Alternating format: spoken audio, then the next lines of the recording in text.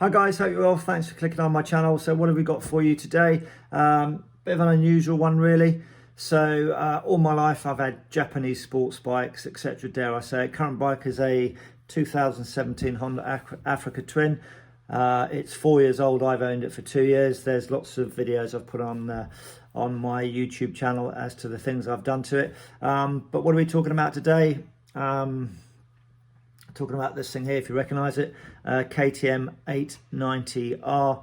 About a month ago I chucked down my £1,000 deposit to reserve a 890R from the local dealer here where I live. Having test ridden one of the bikes, it wasn't the dealer bike, it was the only one on the island where I live, and the owner was kind enough to let me have a go. So have a look on the card up there on that very quick test ride. And my initial thoughts, it was really cold when I took the bike out, so I couldn't give it any stick, etc. And it wasn't my bike. So those were just my initial thoughts of the bike. Basically I really liked it. Why did I go for this great looking bike here? Well, basically I'd already taken out a couple of times actually from the local Triumph dealer, the 765 RS Triumph. Really liked it. Great finish on the bike, and I've got to say the engine on that bike sounded absolutely amazing. The exhaust note was stunning, by far one of the best exhaust notes I've ever heard, certainly better than the KTM 890R. However, when I weighed everything up, where I live, the usability of the bike, what I want it for, I just went with the KTM. A few reservations, if I'm being honest. I've heard the horror stories about KTMs. Know the manual, KTM, cost tons of money, KTM. So I'm hoping, I've got my fingers crossed, I've got my legs crossed, everything crossed, as I've shelled out quite a lot of money to get this 890R with all the little power part bits on it. I'm just hoping I don't get bitten by it, but time will tell. And the reason for this video, I'm just, if you're interested in the KTM 890R, come along with me on my journey for my first ownership of the KTM brand. It will be a warts and all video. I'm hoping there's not going to be too many warts and all, and I'm hoping, touch wood, that it's going to be a harmonious joining between myself and the KTM brand. Why did I get another bike? Well, basically, this is what I do for my daytime job. Haven't done much of that in the last 12 months, really. I've done about, let's have a guess, about 10 hours sat in the left-hand seat. Like everybody else, I'm absolutely, I won't swear, cheesed off with the whole coronavirus thing. It's very serious, but like myself, there's a lot of people out there who've just had enough of it and suffering from coronavirus fatigue. And basically I got to a point where I was going to blow a gasket, staring down the barrel of a gun of unemployment, as have a lot of you good folk out there. And I just thought, you know what, sod it, I'm going to go and get a bike and have a bit of fun, and that's the reason why I've gone for the 890R. So hopefully you'll come along with me on the journey, all the good bits and the bad bits. And yeah, hopefully there's not going to be too many bad bits. So the bike's been ordered for about a month now. It's being made in the Austrian factory. So I live in the UK, so it is being made in the Austrian factory. They do actually manufacture them in Asia or whatever for the Asian market. But yeah, the UK bikes are all manufactured in Austria. So there have been a few issues with the 790. Hopefully they've all been rectified, but yeah, you go on the forums and there are issues with the 890. But any bike, I guess, is going to have a few teething problems, whether it's a Friday afternoon bike or a Monday morning bike manufactured in the factories. So fingers crossed everything is good with the bike. The good news is, what day are we today? We are Tuesday the 6th of April 2021. I've nipped down to the local dealer and literally I got there and they've unloaded 2 crates, 890Rs off the lorry. So they've just been delivered to the showroom now. I'm in no rush for mine.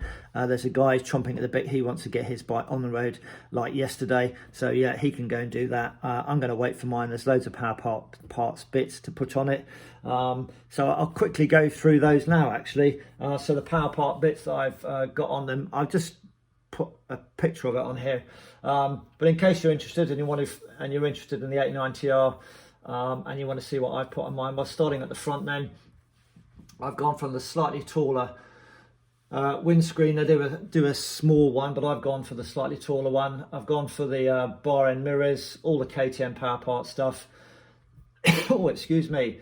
I've gone for the heated grips. I've gone for the USB connector, and also the phone module. Surprisingly, you can't actually dial out with the phone module. You can only make receiving calls and listen to music. But I've got a Garmin Zumo XT, so I've got the bracket for that to sit on the handlebars, and then plug that into the USB. So that's sort of the front of the bike. I've got an Evotech radiator guard, which I've ordered separately from the showroom itself. I've got the side, or the tank gripper things, stick-on things. I've got the little black tray belly on the bottom of the bike, an oil filler, the oil plug down here on the left-hand side, the little orange casing protectors on the left and right-hand side of the bike. Cruise control, gone for cruise control, being lazy kind of chap, and then the light-coloured, metal-coloured rather than the dark black-coloured Akrapovic slip-on exhaust. I may go for the titanium system at a later date, but that's like 2,000 quid or something. Gone for the comfort seat with the standard height. You can go higher or lower if you want. What else is there? Done that. Oh yeah, I know there's lots of tail tidies out there, but I've just gone for the KTM Power Parts tail tidy. Again, I'll try and put a picture up there, a better picture rather than just me pointing at the screen.